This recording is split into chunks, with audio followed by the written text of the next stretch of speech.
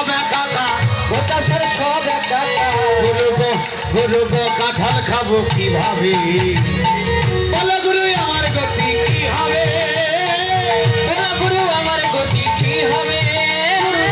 বলো গুরু আমার গতি কি হবে। ভেবেছিলাম করবো সাধন, গুরুর দরকার কি, গরম ভাতে ঘি না ঢেলে আমি পান্তায় দিলাম ঘি,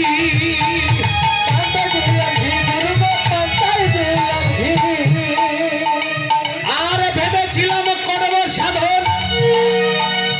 গুরুর দরকার কি,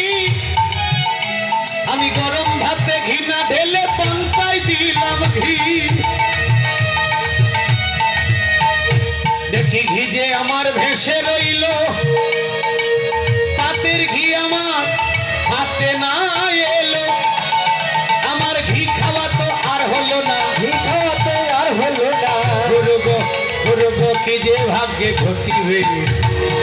বলো গুরু আমার গতি কি হবে, গুরুদেব বলো গুরু আমার গতি কি হবে, গুরুদেব বলো গুরু আমার গতি কি হবে। অবহেলায় গুরুর কথা শুনেও শুনিনি, আমি যশপ্রতিষ্ঠা লাভের আশায় গুরুকে গ্রাহ্য করিনি, এখন হতে সাধু হলাম শুধু, মৌজা কাছে আমার নাই যে মধু, তাই শ্যাম কিশোর দাসে কি তবু, আমি কিশোর দাসে কি তো,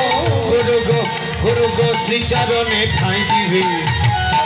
বলো গুরু আমার গতি কি হবে, গুরুদেব বলো গুরু আমার গতি কি হবে, গুরুদেব হৃদয় গৌর হরি বল। গতি কি হবে, গুরুদেব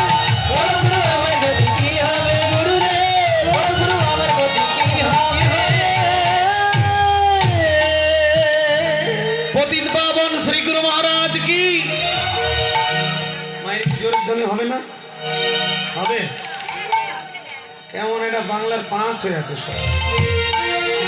ভালো খাবার দেয়নি কমিটি,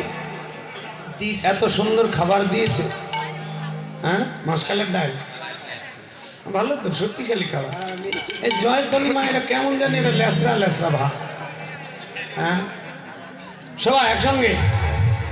পতিত পাবন শ্রী গুরুদেব কি। এমন সময় মহাপ্রভু মায়ের কোলে ফিরে আসলেন, বৈষ্ণব কবি পদে লিখছেন,